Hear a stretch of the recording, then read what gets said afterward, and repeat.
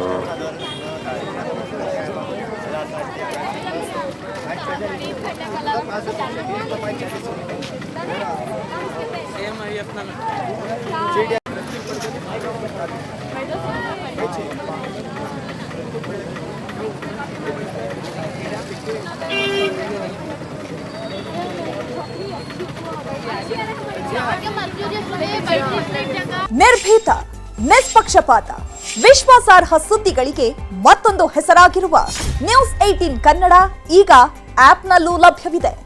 ದಯವಿಟ್ಟು ಇಲ್ಲಿರುವ QR code scan ಮಾಡಿಕೊಂಡು ಆಪ್ ಡೌನ್ಲೋಡ್ ಮಾಡೋದಕ್ಕೆ ಮರಿಬೇಡಿ. ನಿಮ್ಮ ಬೆಂಬಲ ಹೀಗೆ ಸದಾ ನಮ್ಮೊಂದಿಗಿರಲಿ. ಧನ್ಯವಾದ.